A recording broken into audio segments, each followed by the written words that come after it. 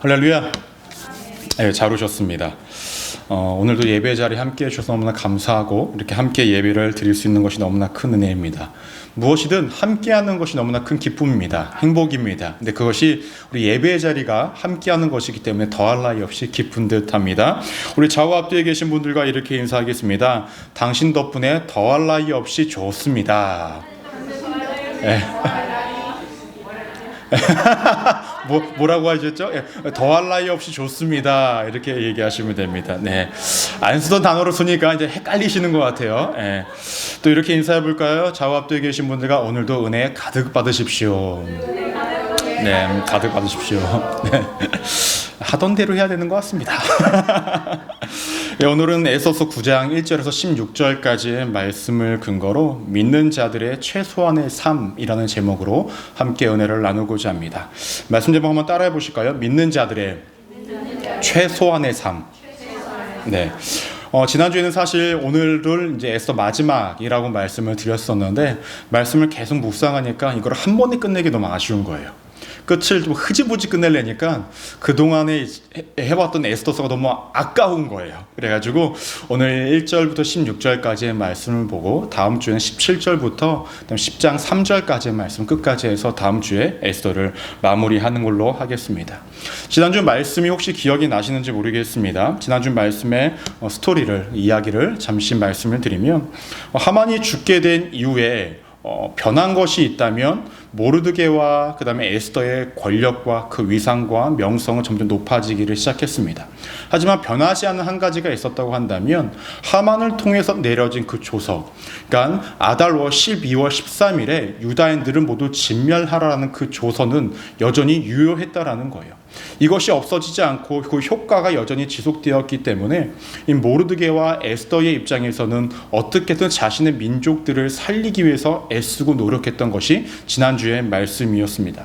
어떠한 노력을 했을까요? 아하수에로 왕에게 와서 이 조서를 취소해달라고 이야기하지만 페르시아의 법령 안에서는 한번 내려진 조서는 취소할 수가 없기 때문에 아하수에로 왕이 이렇게 이야기를 합니다. 내가 하만을 대신하여 모르드게에게 나의 인장반지를 주었으니 그 인장반지를 통하여서 너네가 내리고 싶은 조서를 마음껏 써서 내려라 라고 이야기를 하죠. 그때에 이 모르드게가 어떻게 조서를 써서 내립니까? 유다인들은 함께 모여 있어라.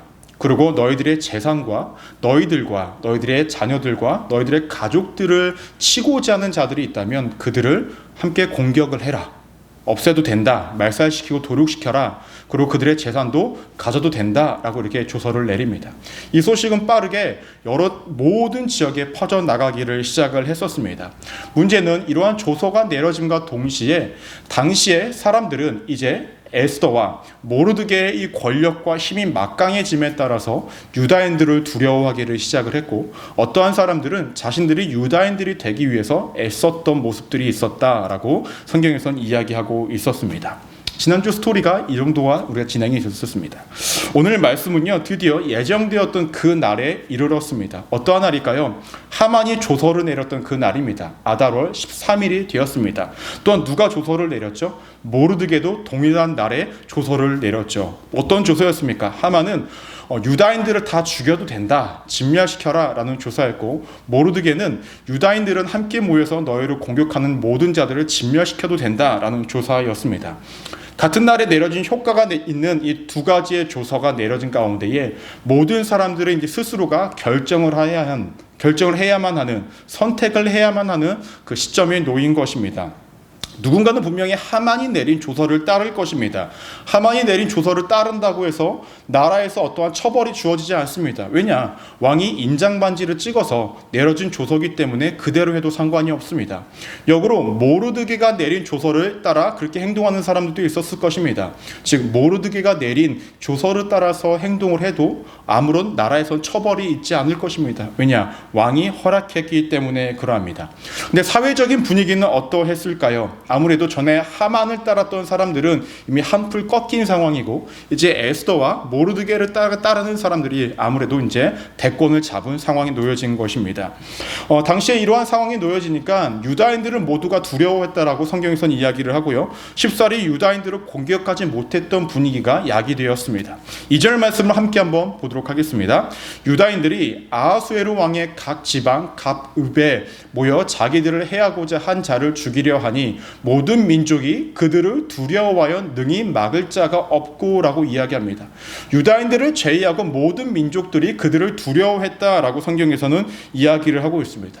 여기서 여러분 두려워했다라는 그 정도가 어느 정도인지 아십니까? 성경을 찾아보니까 여기서 두려워했다라는 말이 우리가 지난 주일에 여호수아서 2장 말씀을 함께 나누지 않았습니까? 여호수아서 2장 9절 말씀을 보면 우리 함께 한번 읽어볼까요? 시작. 말하되 여호와께서 이 땅에 너희에게 주신 줄을 내가 아노라.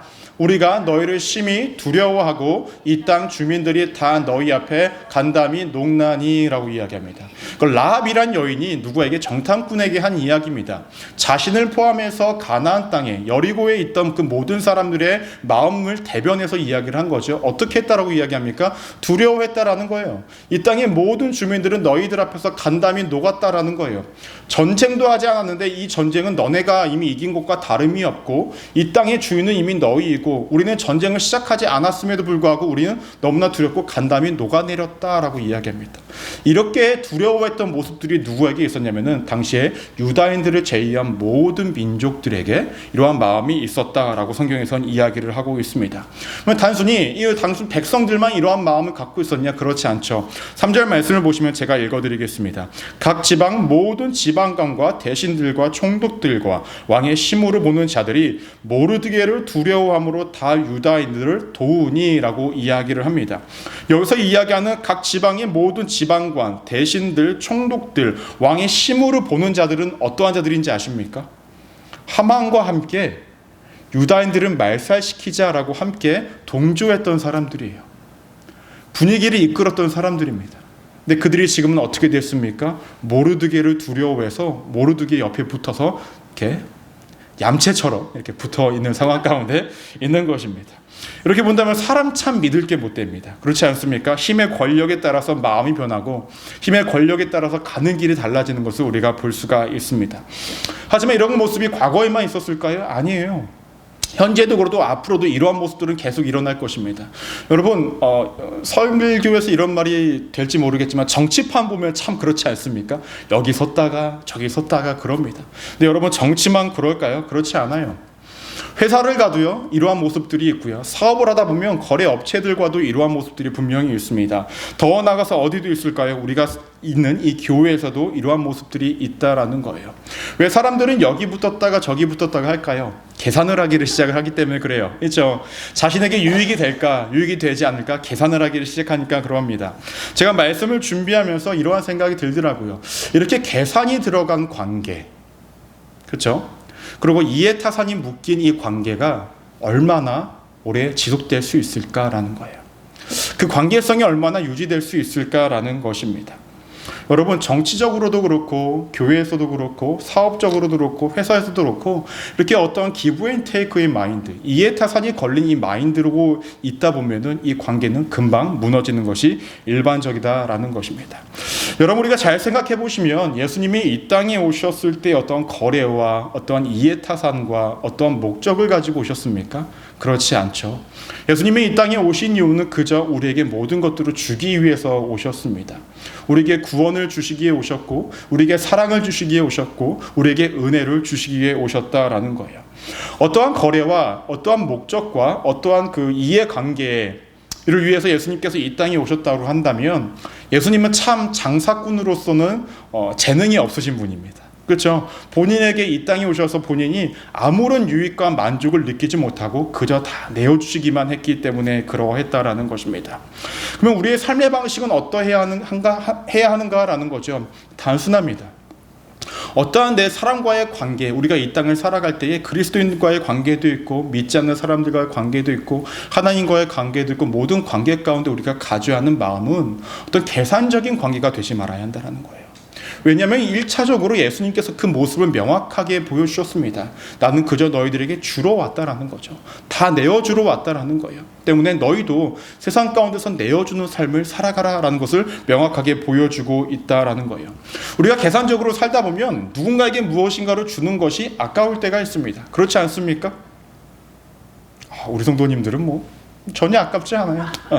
그러한 마음과 믿음이 너무나 부럽습니다. 대단하십니다. 설교로 도무지 할 필요가 없는 이러한 상황이 저를 너무나 초라하게 만드는데, 여튼 그러한 마음이 들 때가 있다라는 거예요. 그런데 오늘 말씀을 보니 그렇게 생각되어지는 관계, 계산이 되어지는 관계는 오래가지 못하는 것을 우리가 볼 수 있습니다. 그러면 여러분, 우리가 이 땅 가운데 살아갈 때의 모든 사람들에게, 누구에게는 그렇게 하고 누구에게는 하지 않는 것도 계산이지 않습니까? 모든 사람들에게 계산하지 말고 베푸고 나누는 삶을 살아가십시오. 왜냐하면 우리는 이미 일방적으로 하나님께 은혜를 받지 않았습니까? 일방적으로 우리가 예수님으로부터 우리가 그 사랑과 구원을 받지 않았습니까? 지금만 받은 것이 끝일까요? 아니요. 앞으로의 우리의 삶 가운데 힘들고 어려운 모든 것들 가운데서도 하나님의 일방적인 사랑과 은혜가 주어질 것입니다. 우리는 일방적으로 받고 있는 사람들이니 우리가 받은 그 사랑과 은혜를 나누는 삶을 살아가시면 하나님의 그 사랑과 십자가의 그 사랑이 헛되지 않으면 우리가 증명하는 삶을 살아갈 것입니다. 반드시 그러한 삶을 살아가시는 우리 믿음의 성도님들 되시기를 주님의 이름으로 간절히 축원합니다. 말씀을 이어서 보시면 모르드게의 권력과 힘은 점점 커졌고 명성은 점점 커졌다라고 성경에서는 이야기를 합니다.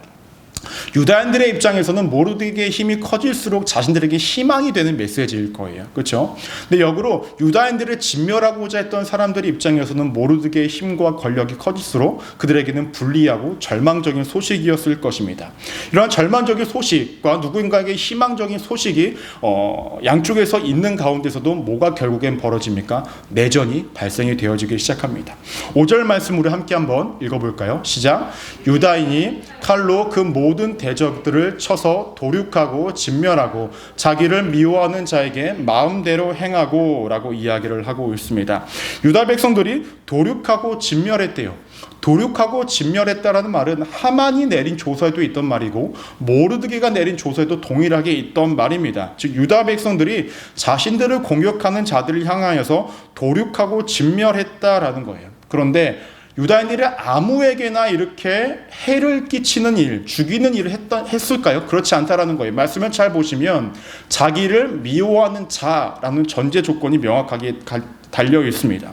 즉 자신들을 해하고 자신들의 가족들을 해하며 자신들의 재산을 뺏으려 했던 그 사람들에게만 이렇게 도륙하고 진멸하는 일을 해왔다라는 것입니다. 근데 이때에 몇 명이 죽었다라고 이야기하냐면 500명이 죽었다라고 성경에서는 이야기를 해요. 역으로 이야기하면 무엇일까요? 이 수상궁 안에는 500여 명의 사람들이 유다인들을 죽이고자 했다라는 거예요. 그렇지 않습니까? 근데 이렇게 일어난 일이 이 수상궁에서만 일어났던 것이 아니라 127개의 지역에서 동시다발적으로 일어났고 이 결과로 어떻게 되냐? 이 하만의 아들 10명도 함께 죽게 되었다라고 성경에서는 이야기를 합니다. 이 도륙한 숫자를 파악하니 이 수상궁만 500명. 왕의 입장에서는 어떠한 생각이 들었을까요? 500명 좀 많이 죽었는데 수상궁에서만 127지역에서는 더 많은 사람들이 죽었겠네 하고 이제 왕이 에스더에게 12절에서 이렇게 이야기를 합니다. 왕후 에스더에게 이르되 유다인들이 도선 수산에서 이미 500명을 죽이고 멸하고 또 하만의 10 아들을 죽였으니 왕이 다른 장에서는 하였겠느냐? 이제 그대의 소청이 무엇이냐? 곧 허락하겠노라. 그대의 요구가 무엇이냐? 또한 시행하겠노라 하니라고 이야기합니다. 지금까지 왕이 에스더의 소원을 들어준 것도 사실 대단한 거 아닙니까? 대단한 건데 왕이 또 이야기합니다. 또 원하는 것이 무엇이냐라고 이야기해요. 이 왕 참 마음이 넓어요. 이런 남편 좋으십니까? 그런데요, 조금 달라요. 그 전에는 왕이 에스더에게 뭐라고 얘기하면 내가 원하는 것이 무엇이든 이 나라의 절반이라도 내가 주겠다라고 이야기를 했었습니다. 근데 오늘 말씀에서는 나라의 절반이라도 주겠다는 말이 없고 그냥 주겠다라고 이야기합니다. 덜 적극적이라는 거예요. 왕의 입장에서는 나도 할 만큼 했다라는 거죠. 하만에게 복수를 했고 그의 재산을 몰수했고 이제 너희가 원했던 너희 유다 백성들을 지키게 되었으니 내가 뭘 더 해줘야 되냐? 라는 이런 뉘앙스로 이야기를 한 겁니다. 이쯤 되면 에스더도 한 발 물러날 만도 한데 그녀 참 대단합니다. 뭐라고 이야기하냐면 두 가지로 요구해요. 참 보통이 아닌 여자인 것 같아요. 확실한 건. 첫 번째 요구는 무엇이냐면 오늘과 같은 일을 내일 하루 더 할 수 있게 해달라는 거예요. 무슨 말이냐면 유다인들을 공격하는 자들을 없애는 그 작업을 내일 하루 더 해달라는 것입니다. 왜 하루 더 해달라고 했을까요? 아마 에스더도요, 왕후기 때문에 소식통과 정보통이 있었을 거예요. 현재 유다 백성들을 죽이려고 하는 자들이 아직 남아있는 것을 알고 있었다는 거예요. 때문에 이것을 멈추지 말고 하루만 더 시간이 달라고 이야기합니다. 두 번째는 무엇이냐면은 10명의 아들, 하만의 아들이 죽었는데 이들을 매달게 해달라고 이야기를 합니다. 좀 잔인하지 않습니까? 근데 왜 이렇게 해달라고 했냐면 이것을 본보기를 삼기를 원한 거예요. 더 이상 유다인들을 괴롭히지 말 것을 모든 사람들의 공개적으로 이야기를 하고자 했던 것입니다. 이렇게 해달라고 합니다. 이 두 가지를 결국에는 이 아하수에로 왕이 에스더에게 허락을 합니다. 그리고 실제로 그 다음 날도 이러한 전쟁이 발생이 되어지는데 우리 15절 말씀 함께 한번 읽어볼까요? 시작. 아달월 14일에도 수산에 있는 유다인이 모여 또 300명을 수산에서 도륙하되 그들의 재산에는 손을 대지 아니하였고 라고 얘기합니다. 전날에 500명이 죽었고 그 다음 날에 300명이나 죽었다고 해요. 근데 16절 말씀을 보시면 127개의 지역에 7만 5천 명이 죽었다라고 성경에서는 이야기를 합니다. 굉장히 많이 죽었죠. 지금도 7만 5천 명이 죽었다고 한다면 엄청난 수인데 그 당시의 인구 비율로 따진다면 정말로 많은 사람들이 죽었다라는 거예요. 근데 재미있는 것은 15절과 16절에 공통적으로 들어간 구절이 있습니다. 무엇이냐면 그들의 재산에는 손을 대지 아니하였더라라고 이야기해요.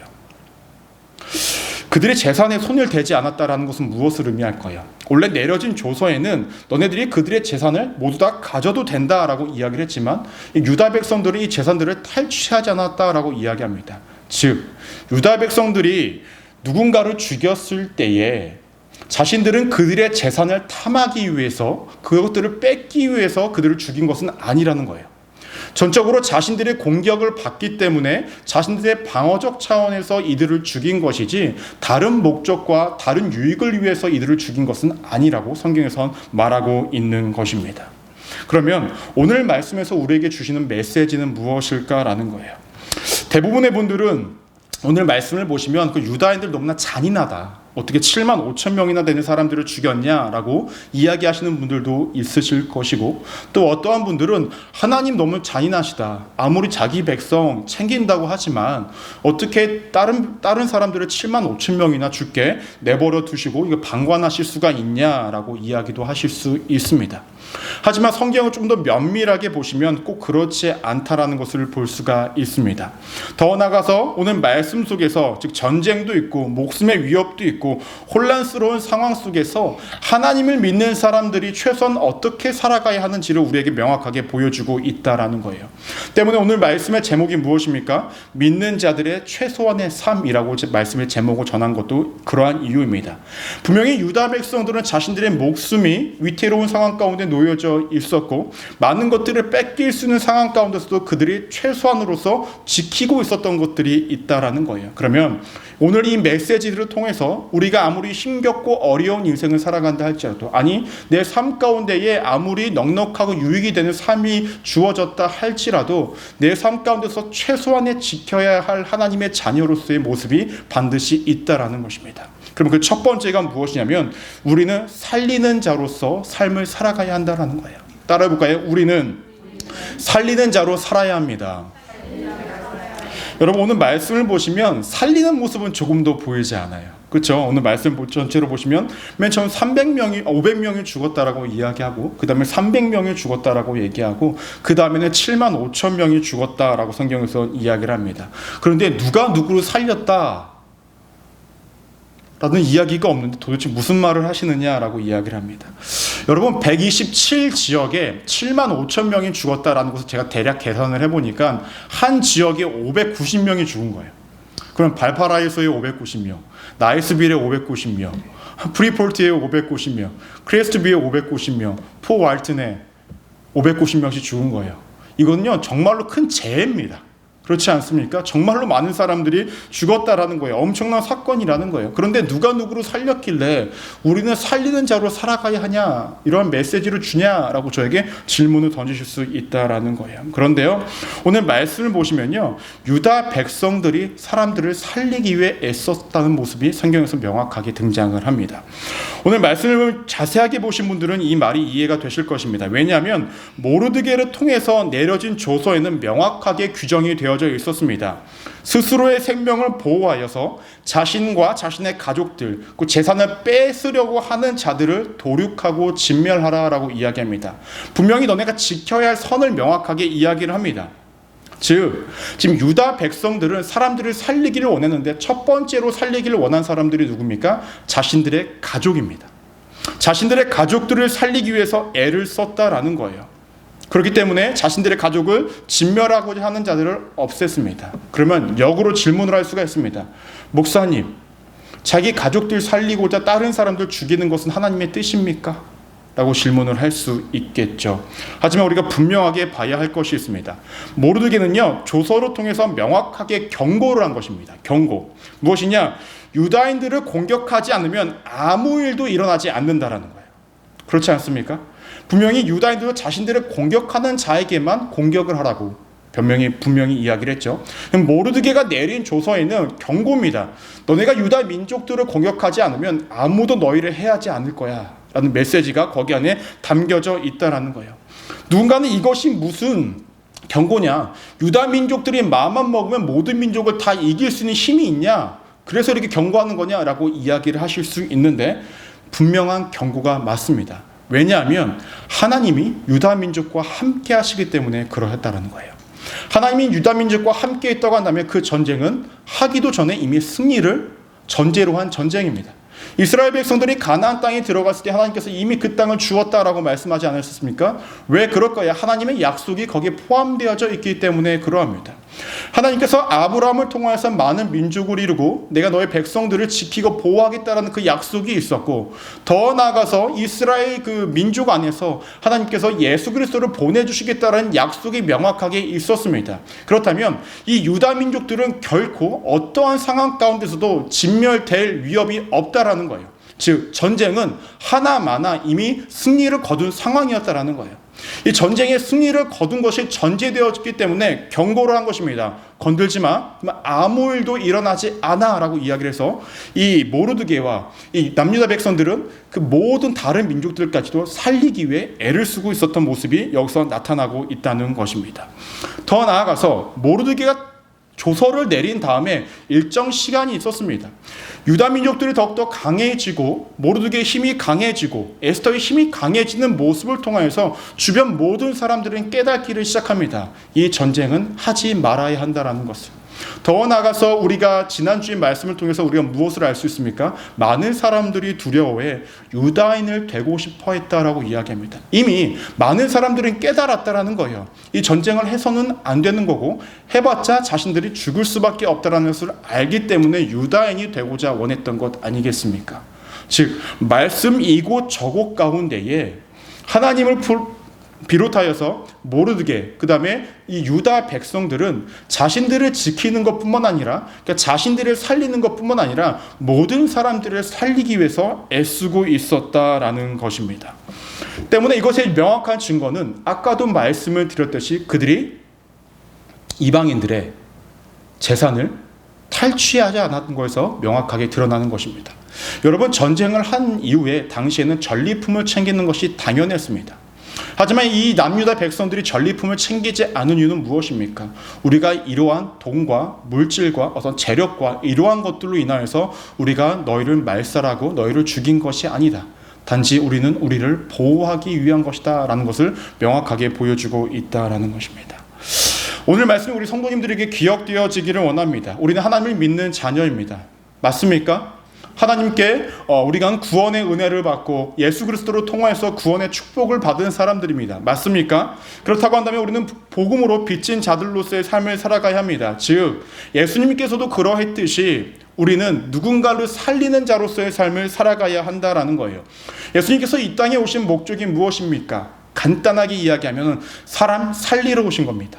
우리를 구원하시기 위해 오셨다라는 거예요. 우리를 죽이러 오신 것이 아니라 우리를 살리기 위해 오셨다라는 거예요. 때문에 이 땅 가운데 오셔서 복음을 전파하셨고, 누군가는 죽은 자를 살리셨고, 누군가는 정말로 절망 가운데 있는 그 자를 마음의 실망과 절망에서 이미 죽은 것과 같이 살아가는 그 사람들을 모두 다 살리는 역할을 예수님께서 직접 보여주시고 하셨다라는 것입니다. 그런데 중요한 건 이 복음을 전하고 복음을 보여줌으로 통하여서 많은 사람들이 예수 그리스도를 믿기도 했지만 더 많은 사람들은 이 예수 그리스도를 믿지 않았다라는 거예요. 어떻게 보면 이 복음을 선포하고 복음을 믿어야 한다는 이 메시지는 은혜의 메시지이기도 하지만 역으로 경고의 메시지이기도 합니다. 왜냐하면 믿으면 구원을 받지만 믿지 못하면 구원을 받지 못한다라는 메시지였다라는 거예요. 모르드게가 내린 조서도 이와 같지 않습니까? 너희가 유다 민족들을 해하지 않으면 너희는 안전할 거야. 이것은 너희가 지키면 살 거고 지키지 않으면 죽을 거야 라는 그 메시지와 동일하지 않습니까? 여러분, 이 땅 가운데 우리가 살아가야 할 삶은 사람을 살리는 역할을 해야 된다는 거예요. 비록 우리의 삶이 힘들고 어렵고 때론 넉넉하고 풍성한 가운데 어떠한 상황 가운데 있다 할지라도 예수님께서 이 땅에서 보여주신 것과 같이 당시의 유다 백성들과 모르드게와 하나님이 자신의 백성들을 포함해서 모든 사람들을 살리기 위해서 애쓴 것과 같이 우리도 그러한 삶을 살아가야 한다라는 것입니다. 물론 우리가 물리적으로 사람을 죽일 일은 거의 없습니다. 그렇지 않습니까? 농담삼아 항상 질문하지만은 살인을 밥 먹듯 하시는 분들은 안 계시잖아요. 그렇죠? 여기 안 계시잖아요. 중요한 것은 우리가 물리적으로 사람을 죽이는 것뿐만 아니라 때로는 우리의 행동 하나로 그 사람의 마음이 죽을 수도 있고 우리의 말 한마디로 그 사람의 마음의 상처를 받아 절망과 죽은 것과 같이 살아갈 수 있다는 거예요. 그러면 역으로 우리가 이 땅을 살아갈 때 우리 말 한마디로 사람을 살려야 된다는 것입니다. 내가 그 사람에게 사랑을 주고 품어줌으로 통하여서 그들의 영혼을 살려줘야 된다는 거예요. 여러분, 우리 교회뿐만 아니라요, 하나님 믿지 않으신 분들 세상에 나가면요 마음의 상처 가지신 분들 너무나 많아요. 그렇지 않습니까? 김민호 목사는 마음의 상처를 받을까요, 안 받을까요? 받든 말든 나랑 크게 알아서 해요, 목사님이니까 이런 얼굴로 계신 거. 저도 이제 마음의 상처를 받을 때가 있죠. 근데 그때마다 우리 성도님들이 저를 보시면서 아유 목사님 고생하세요 기타 등등 응원의 메시지라면 저도 사람인지라 기분이 좋더라고요. 그럼 저도 그때 살아나는 거예요. 앞으로 그런 말을 많이 해달라는 말은 아니에요. 알아서 판단하시면 너무나 좋을 것 같습니다. 여하튼 이렇게 우리가 말 한마디로 그 사람이 죽은 것 같이 침체되어 있는 삶이 살아나기도 하고 내가 예상치 못하게 한 행동 하나가 그 사람을 다치게 하고 죽은 것과 같이 살아가게 하기도 한다는 것입니다. 그러나 적어도 우리 한 가지 기억하셔야 될 것은 우리의 말과 행동과 모든 모습들이 사람을 살려내는 삶을 살아가야 한다는 거예요. 그것이 예수님께서 보여주신 삶이고 당시의 말씀 가운데서 있던 삶이고 또 우리가 살아내야 하는 삶이라는 것입니다. 반드시 이러한 삶을 살아가시는 우리 믿음의 성도님들 되시기를 주님의 이름으로 간절히 축원합니다. 두 번째로 우리가 기억하셔야 될 것은 무엇이냐면요, 우리는 도구가 되어야 한다는 거예요. 따라해 보실까요? 우리는 도구가 되어야 합니다. 여러분, 에스더서의 가장 큰 특징 중에 하나 우리가 전에도 함께 한번 나눴던 적이 있었는데요. 특징이 무엇이냐면 하나님이 등장하시지 않는다라는 거예요. 하나님이 여호와께서 이르시되 하나님이 말씀하시되 아니면 어떤 이적과 기적을 보여주시면서 하나님이 직접 등장하시는 모습은 단 한 구절도 등장하지를 않습니다. 그런데 하나님은 이 말씀 속에서 일하시는 것들을 너무나 명확하게 보여주고 계시다라는 거예요. 누구를 통하여서? 그분의 도구인 이 사람을 통하여서 일하고 계신 것이 명확하게 보여주고 있습니다.